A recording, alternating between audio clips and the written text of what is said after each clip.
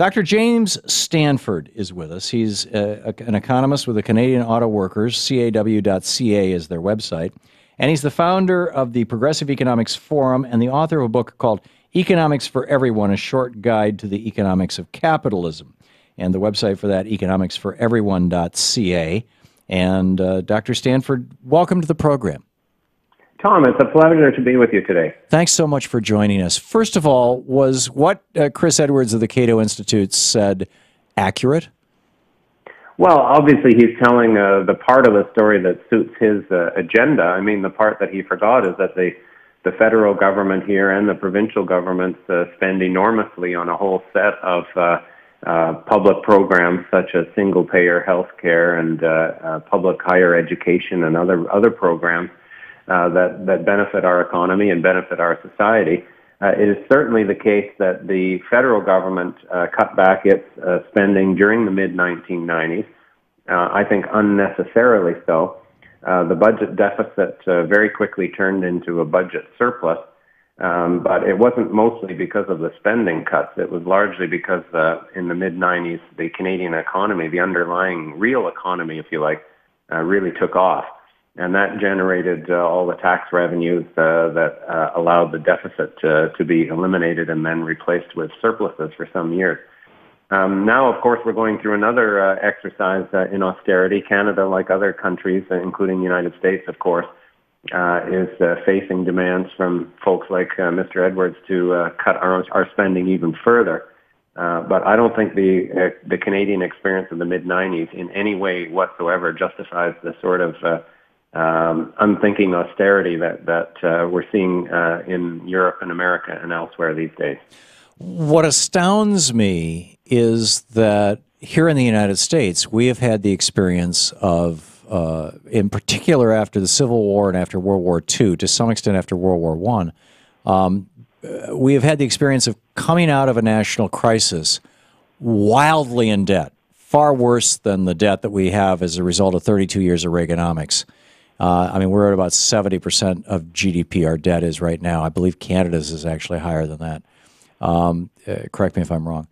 And well, the federal debt in Canada is lower, but we have provinces that are able to take on their own debt. I see. Unlike in your case, where the states are required generally to run balanced budgets. So right, yeah. If you put the two levels of government together in debt in Canada, the debt is indeed higher. Oh, okay. Yeah, in fact, Vermont is, I believe, the only state in the United States that doesn't have a constitutional requirement for a balanced budget, and they have a balanced budget in any case. But the thing that astounds me is that we've had the experience in this country many times of coming out of a national crisis badly in debt and not cutting our way to prosperity, but growing our way to prosperity. The 15, 20-year period after the Civil War was a period of incredible growth. The late 1860s, the 1870s, the early 1880s, before the Great Crash. And the period after World War II, Eisenhower building a national highway system, or after the Great Depression, for that matter, although that didn't so much involve debt. Why the drumbeat in our country and in your country to respond to debt by cutting expenses rather than increasing revenue by putting people back to work? Mm-hmm. No, you're quite right to ask that question, Tom. The way I put it as an economist is like this. You think of any fraction. Every fraction has a numerator and a denominator. And I think it's in about grade 4 math you learn that there's two ways to alter the size or value of the fraction. One is to change the numerator. If you want a higher fraction, you grow the numerator. Or vice versa, you can shrink the denominator and have exactly the same effect. This is how it works in the how to measure debt. Debt should not be measured in dollars. That means nothing until you consider the ability to service the debt, which is depends on your economy and how much income you produce. So the relevant measure is what's called the debt to GDP ratio, which is a fraction. The debt is in the top of the fraction, the numerator. The GDP is in the bottom. And historical experience shows it's much faster and more effective to reduce the debt burden by growing that denominator, by growing GDP. Canada did exactly the same thing after World War II. Like the United States, we entered a kind of a golden age of 2 or 3 decades of very strong investment, strong growth, higher income. And lo and behold, our debt shrank from over 100% of GDP at the end of World War II to barely 10% of GDP by the early 1970s. Not because we cut spending and not because we paid back any of the debt, purely because we grew the economy and therefore our ability to service the debt. And that is exactly what happened in the mid-90s, that period of Canadian history that the CATO Institute spokesperson was speaking of. As a result of a few factors, lower interest rates, low value for the Canadian dollar, strong growth in many of our export-oriented manufacturing industries. The growth of the Canadian economy really picked up in the late 1990s, and that overwhelmingly is what drove the deficit reduction. So we did move from quite a large deficit, frankly, in the early 90s to surpluses by 1997. In fact, far ahead of the schedule for the budget timetable. Now, we were seeing similar surpluses here in the United States, and they've been attributed to Clinton raising taxes on wealthy people. Were they actually more the consequence of lower unemployment, more people working, making more money? In the Canadian setting, you're thinking? No, in the United States. Do you know? Oh, in the United States. No, I think in the U.S. as well, you could clearly show that it was economic growth that was the dominant driver. The taxes, which in the Clinton era were very modest, obviously played a contributing factor. In the Canadian case, we had very modest tax increases as well in the mid-90s. If you were to ascribe the burden of deficit reduction in that period, it was at least 80% aimed at spending cuts and perhaps 20% through some very modest tax increases, which were subsequently rolled back as soon as the balanced budget was attained. But that's a kind of, a simple arithmetic way of trying to explain what happened. Right. What was really driving deficit reduction was the strong growth and job creation. It was the growth and job creation. We're talking with Dr. James Stanford, an economist with the Canadian Auto Workers, founder of Progressive Economics Forum. We'll be right back with more of Dr. Stanford. This is the Thom Hartmann Program. He's also the author of the book Economics for Everyone, a short guide to the economics of capitalism, economicsforeveryone.ca.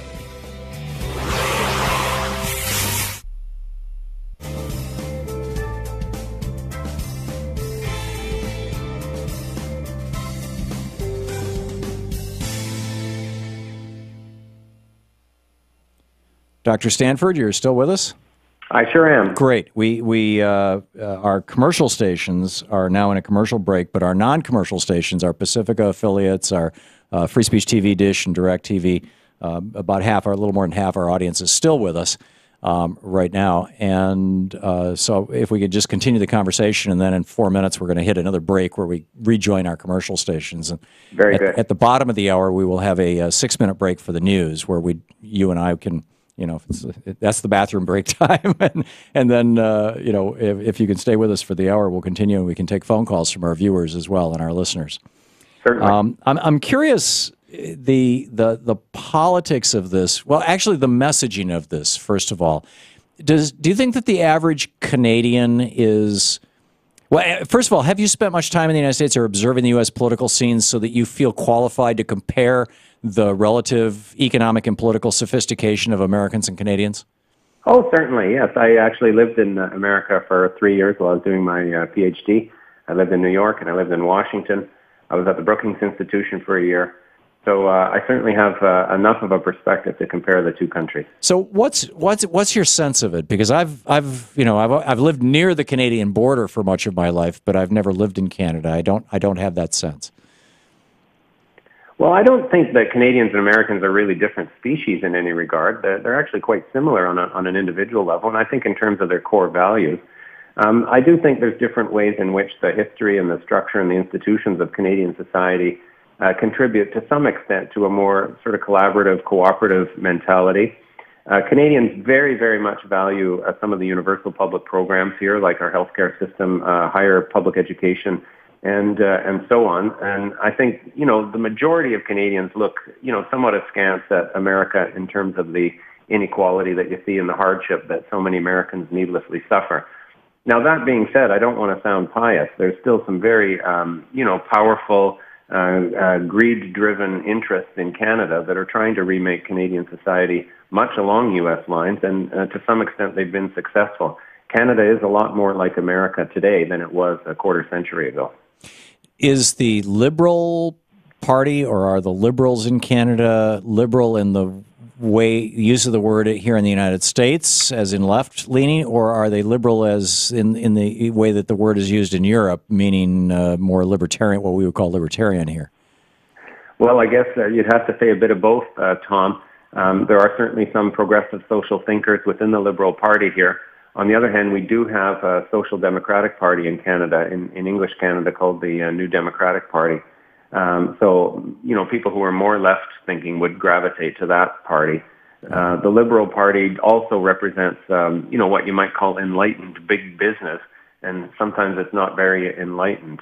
Some of the policies that have been pursued by Liberal governments over the years have been very conservative, frankly, and that is... It sounds kind of like our Democratic Party, a little more conventional. I suppose, yes, very much a mainstream party. And then, the core values and institutions and structures, in my mind, transcend party politics, per se. That's where, as an economist, I'm often out more concerned with fighting the issues and the values than a particular party label. Right. And because of our structure and history, Canadians have some of those ideas deeply embedded. Okay. We're talking with Dr. James Stanford, economist with the Canadian Auto Workers, founder of Progressive Economics Forum, and the author of Economics for Everyone, a short guide to the economics of capitalism. We'll be right back with more of Dr. James Stanford right after this.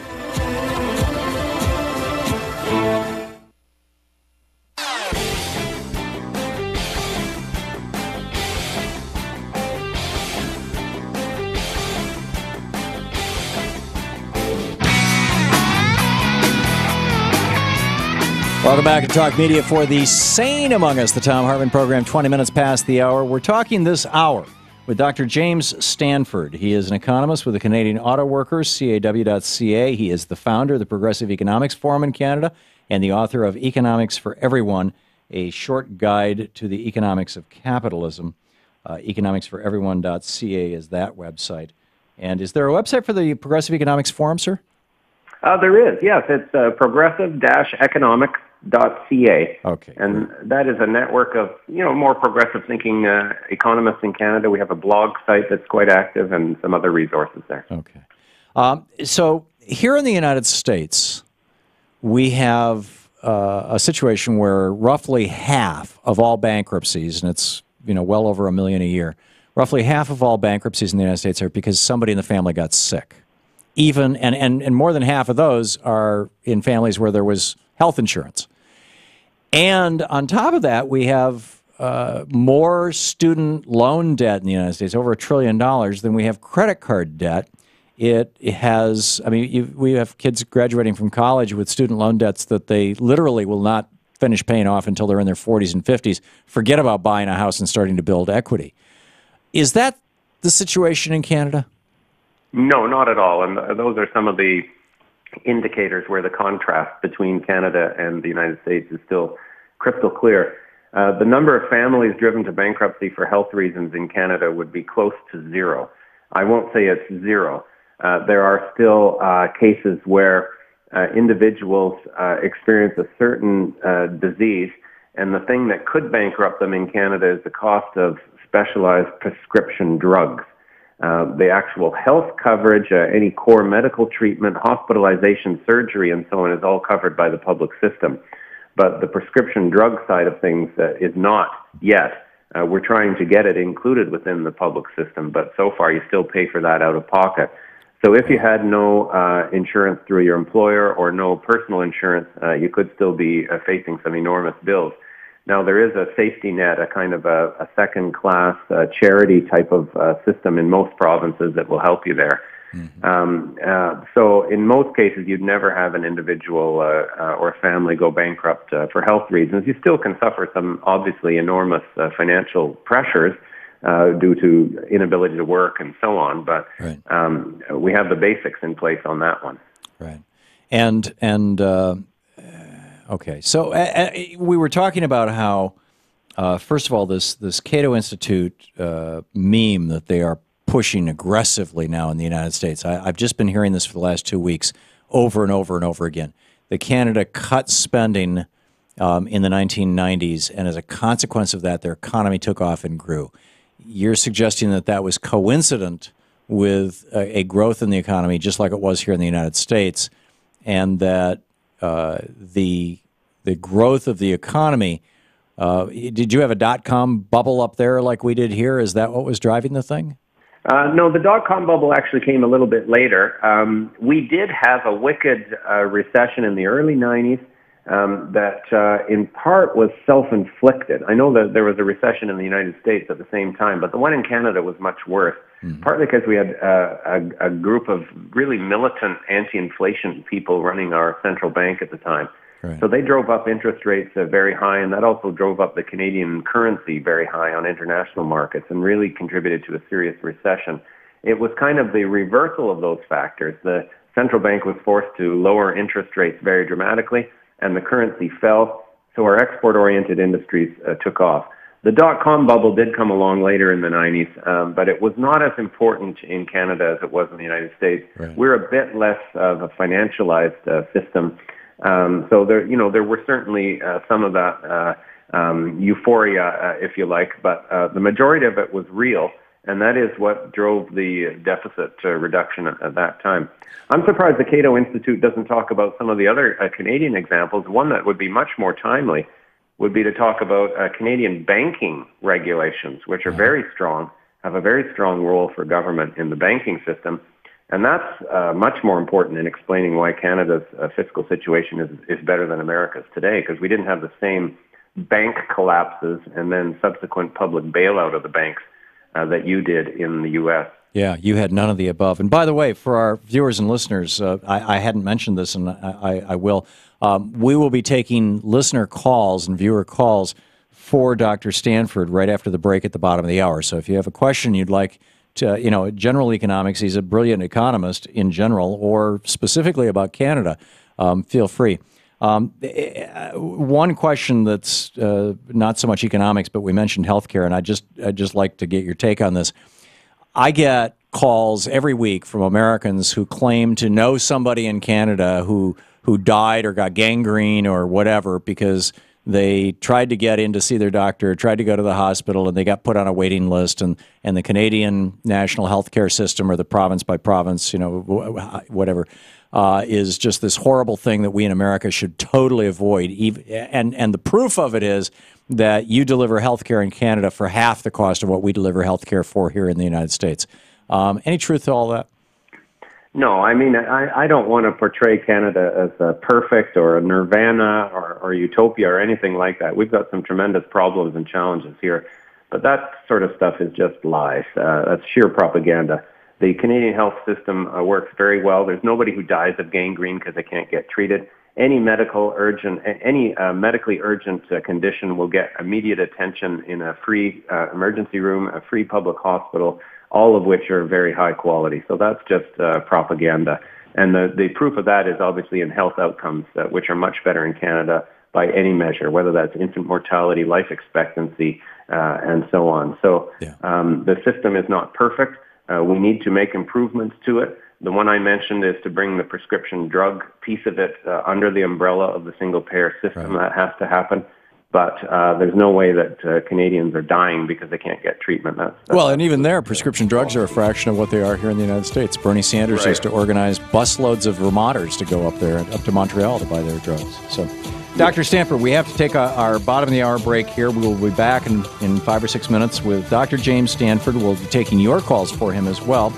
He's an economist with the Canadian Auto Workers, CAW.ca. He's the founder of Progressive Economics Forum, progressive-economics.ca, and the author of Economics for Everyone, economicsforeveryone.ca. You're listening to the Thom Hartmann Program. Call 866-987-THOM. I'm curious to get his thoughts not only on Canada and the United States, but also just the general future of the Western economies of the world. Oh, Canada, my Canada. Oh, Canada. There we go. Welcome back. And Dr. James Stanford is with us. He's an economist with the Canadian Auto Workers Union, CAW.ca, the founder of the Progressive Economics Forum, progressive-economics.ca, and author of Economics for Everyone, a short guide to the economics of capitalism, economicsforeveryone.ca. And welcome back, Dr. Stanford.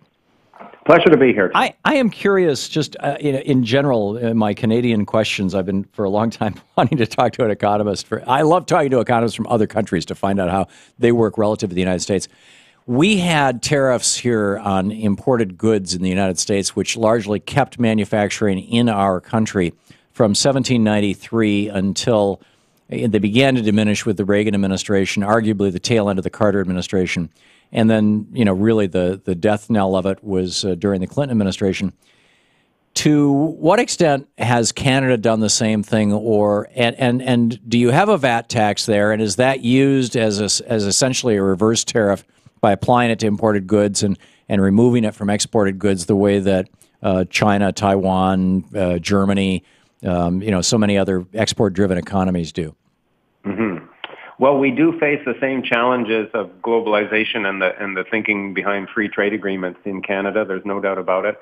Our tariffs have been eliminated, and I think more importantly, our sort of overall industrial policies, if you like, some of the other measures, the structural measures that governments would put in place in order to make sure that we had some of those high-value, high-wage jobs, those have eroded. So our manufacturing sector in the 90s actually did pretty well. Partly because of the low dollar at that time, the low Canadian dollar, and partly because of our healthcare system. Here's another benefit of our healthcare system. Because the cost of healthcare fall on the public sector rather than on employers, that was a big labor cost advantage for companies to set up in Canada. In the last decade, though, our manufacturing sector has declined dramatically for a number of reasons, including a big upsurge in the value of the Canadian dollar and the expansion of those free trade agreements. In terms of your question on the VAT tax, we do have them actually at both levels of government. The federal government has a sales tax, and then most of the provinces have a sales tax as well. And yes, those are applied to imported goods. There's no tax placed on exported goods, so it does help a little bit in terms of the trade competitiveness issue. The main value of the VAT tax, though, is just another source of public revenue to help pay for that healthcare system and the education system and so on that we were talking about earlier. Yeah, earlier we were talking about healthcare. Here in the United States, we also have students who are graduating from college, wiped out in debt, and for back. I'm a bit older, and my college years were the early '70s, late '60s, and I didn't know anybody who had substantial college debt, going into life, other than people who decided to go on to medical school, that sort of thing. And but basic, undergrad education, you could, my wife worked her way through college as a waitress at a Howard Johnson's. I did as a DJ, making $2.35 an hour, and working at Bob's Big Boy as a dishwasher, and working in a gas station. I mean, you could go to college doing that back in the day. What does it cost to go to college in Canada, and what's the situation? I know that there was some student protests relative to this some while back. Well, the protests were in Quebec, which is the system with the best and most accessible higher education system. There, the fees are very low. If you are born in Quebec and live there and paid taxes, you would only pay about $1,000 or $1,500 a year in your tuition fees. And the government, the conservative government at the time, was trying to increase those fees dramatically. In the rest of Canada, the fees are higher, but not on the U.S. scale. You'd be paying, say, $5,000 to $6,000 a year in tuition for your basic undergraduate program elsewhere in Canada. So, in a way, it's a matter of degree. I think we have a problem of excessive student debt in Canada. Once you pay for that tuition and your living costs for a year, a lot of students are graduating with debts that we consider high, $30,000, $40,000, $50,000 at the end of a degree, but certainly not on the same level of indebtedness as you've experienced. And then you get less of the financial costs as well. You get less bankruptcies here. You get graduates, once they do find a job, are able to put aside equity, buy a home, stabilize their family's finances, and so on. So in education, like in healthcare, I think the Canadian experience is clear that doing it publicly is not just fairer, it's actually more efficient in economic terms as well. Is it true that Canada spends about half per capita of what the United States spends for healthcare, yet has better outcomes? As a share of GDP, health spending in Canada, is about half of U.S. levels. And again, by those measures, Canadians are on average healthier. And that's despite the fact, Tom, that there's one other difference we haven't talked about. Canadian beer has 6% alcohol in it. So despite that, we have better health outcomes. Yes, when my son was 19 years old and we were living in Vermont, he knew that. He knew that well. Yeah, you can drink when you're 18 in Canada, and it was just an hour across the border from. Yeah. Okay. I shouldn't call out my kid, but he and his buddies. We have. I have more questions for you, but let's get some caller questions in here as well. Mello in Addison, Illinois, listening to WCPT. You had a question about Canadian government spending for Dr. Stanford. Mello? Hello? No, Mello is apparently not listening. Okay, let's try Larry in Nutley, New Jersey. You had a question for Dr. Stanford. Yeah, I want to ask him about Canadian gold mining companies' involvement in Central America. But first, a quick shout out that on the subject of Canadian beer, the sin tax on alcohol in Canada is also known for driving up home brewing. And as a home brewer, that's something I'm into and think that's great about Canada. Okay. So I was wondering to what extent he has been following efforts to hold companies like Pacific Rim accountable for the pollution that they've been causing through gold mining using arsenic, cyanide, basically destroying the livelihood of people to work their land in Central American countries, Okay. as well as the attempt by Pacific Rim to sue the Salvadoran government for breach of contract under CAFTA. Okay. Are you familiar with this, Dr. Stanford? Yes, Larry is quite right to raise that as a concern. And as I mentioned, Canadians aren't really a different species than Americans. We have our, we have our rich people, we have our power centers, we have our vested interests, people who put profit before ethics. And the Canadian mining industry is a very good example of that. Our economy is still somewhat underdeveloped in structural terms. Our manufacturing sector is relatively weak, as I said.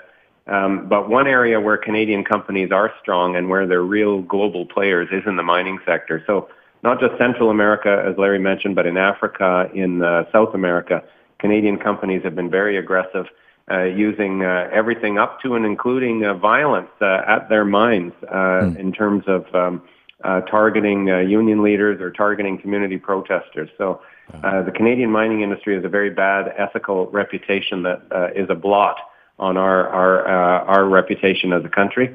And progressives at home in Canada are pushing to change our laws to hold Canadian-based companies more accountable, Not as unlike well as supporting the operations and activists in other countries. Not unlike American oil and mining companies as well. Exactly.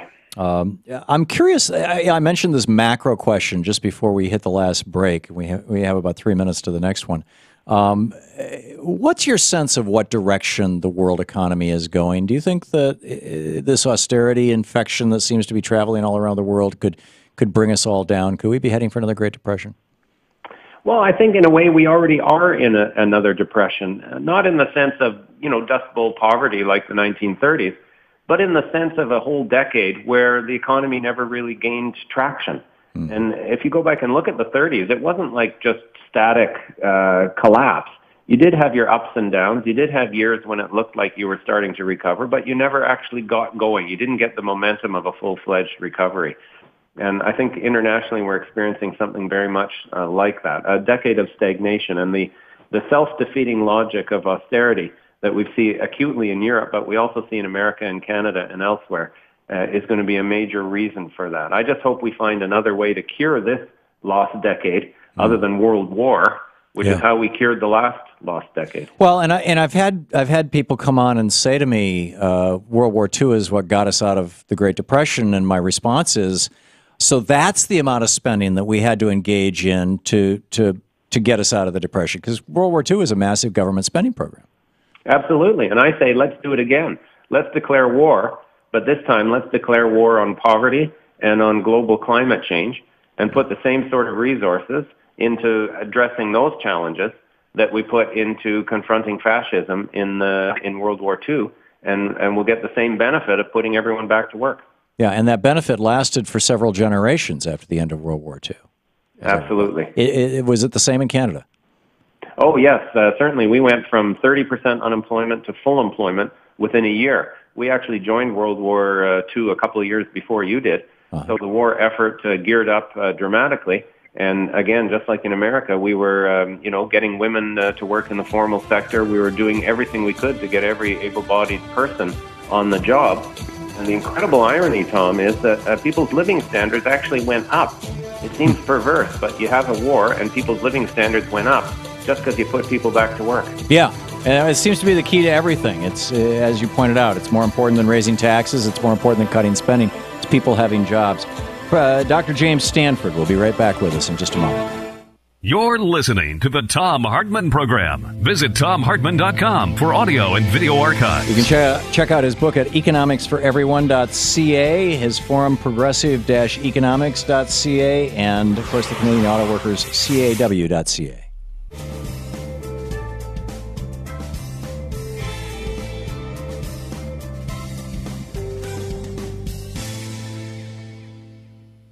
And welcome back. Dr. Stanford, you're still with us? I am, Tom. Okay. Bob in Yarnell, Arizona, watching us on Free Speech TV. You had a question for Dr. Stanford? Yeah, just curious, simple question. Do they have a minimum wage in Canada? I know here in Arizona they're buying up all the real estate, so they must be doing quite well in Canada, the middle class. Well, I guess that's partly a sign of the Canadian middle class. It's also partly a sign of U.S. real estate prices, I'm sorry to say. We do have a minimum wage. It is set at the provincial level for most workers, whereas in the U.S. you have a federal minimum wage that covers most workers, and then state minimum wages for the residual. In Canada, it's the reverse. Our minimum wage would average about $10 an hour, and our dollar is now worth about the same as your dollar. So our minimum wages are significantly higher. That's one factor that supports middle-class income.